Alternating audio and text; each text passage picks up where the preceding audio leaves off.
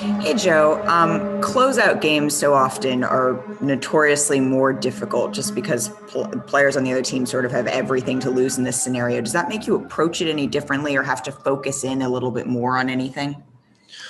Um, I think I don't know if you went to a person individually, it'd be interesting to hear everybody's take on it. I think collectively, though, it's not something that's necessarily addressed that we need to be more focused. This and that. It's just the level of preparation still the same. Adjustments still being made. There was a lot of things that we felt like we needed to clean up, even from last game, even though we were winning. And the thought process with us, though, too, is that it's about us. We're trying to make improvements every game in the series for hopefully what's down the road, but then to take care of business for what we have right now. And then secondly, you guys had such a hot shooting night the other night in game four. Is there something that it's like, okay, well, this is what we need to do to maintain this because you've talked about a group that this can be one of our best or close to our best, or is it just sort of, well, that's the luck of the draw. You have hot shooting nights, you have low shooting nights. No, I think we're more efficient shooting when we're really spreading guys out, moving the ball, playing with a lot more pace. I think when we're inefficient or not as good offensively is when we have a tendency just to be a little bit more ISO heavy. Um, you know, Obviously we have the ability to go and do that, but we're just not at our best offensively when that's the case.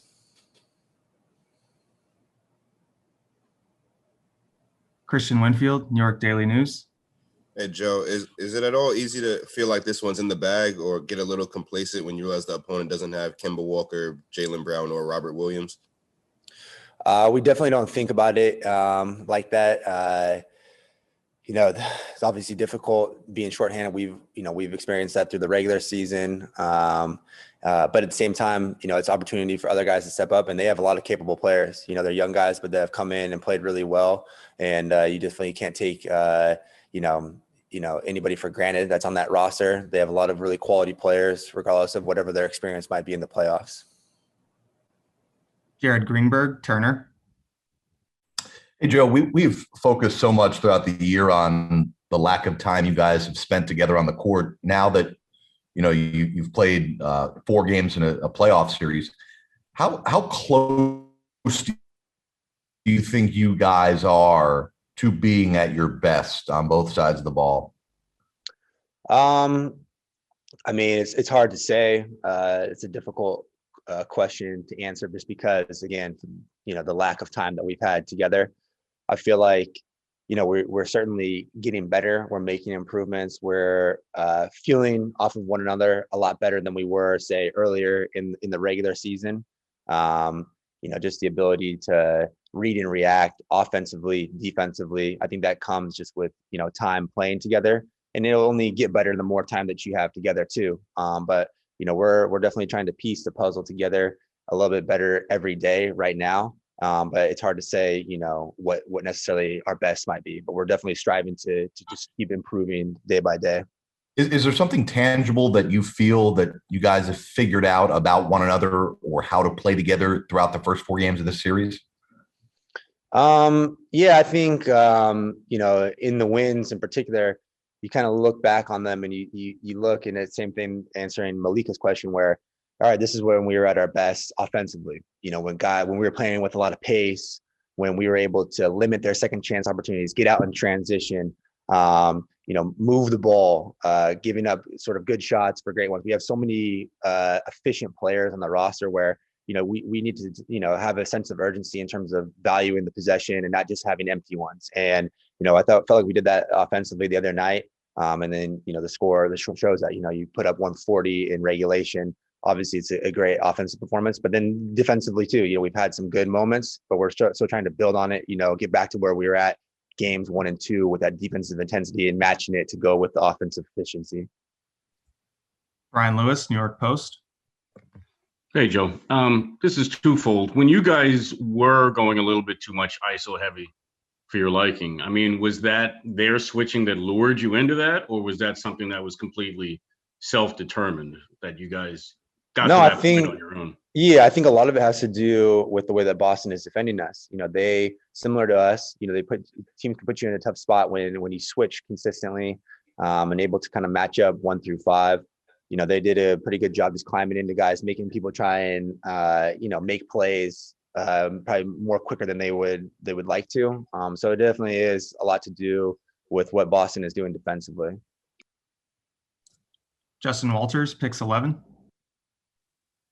Hey, Joe, when the offense is clicking on all cylinders, like we saw in game 4 as well as game 2, can you describe what it's like for the defense on the opposite end? Do you see them being more exhausting and it just taking a lot of energy out of them just to know that you're just coming down the floor and putting up shots and everything is going well? Yeah, it's definitely, I would say it's certainly deflating. You know, I guess when we've been there from our experience, when a team is shooting the ball well and you feel like you're, you know, in a good spot defensively, but it just seems like, you know, the momentum, whatever it might be, there's very few things that you can do. And I think with us, you know, we do hit a lot of tough shots, but at the same time, we're able to get guys room and rhythm looks just because of the firepower that we have. And I think we're able to get to those spots though too when, you know, ball's moving, guys are moving, we're playing with pace. But a lot of that too is like, you know, we're able to have solid possessions defensively. You know, our best offense is usually when we're getting out playing with pace and playing in transition. Steve Lichtenstein, WFAN.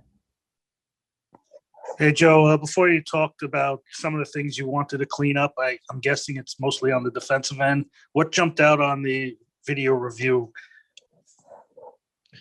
You know, it's just having a consistent game throughout. You know, I think we have great moments where, you know, the defense is solid, the intensity level is solid, the level of focus is solid. You know, we're playing exactly how we prepared, but then we have those momentary lapses where we might go a minute or two where, you know, they just, you can live with teams making tough shots, but you can't live with them making shots off of, you know, missed assignments, mental mistakes, and just like room and rhythm, easy looks. You know, if they're going to make tough shots and you're contesting them, you kind of tip your cap to that. And so it's just kind of getting back to more of that where, you know, we don't have as many sort of mental lapses and we just play full 4 quarters consistently on the defensive end. Christian Winfield. Joe, when you don't have that one person on your team who can grab, I don't know, 15 rebounds in a game, and you're playing against guys like a Tristan Thompson, like in later series, like a Giannis, like an Embiid, who can dominate the glass, what are some of those things that you can do to kind of make up for not having the personnel in that matchup to kind of go against guys like that?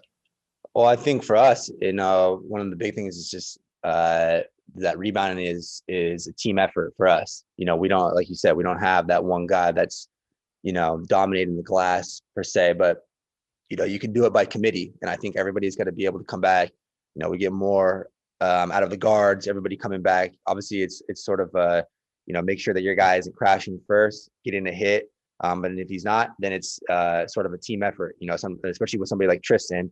You got to put multiple bodies on him just to limit him on the offensive glass. And it'll sort of be the same thing, you know, going forward for us. Last question, Matt Brooks, Nets Daily. Hey, Joe, have you noticed anything between James and Kevin and Kyrie? Have you noticed their chemistry building? They're starting to get into a little bit more of a flow just throughout this series. Have you noticed any growth with that at all?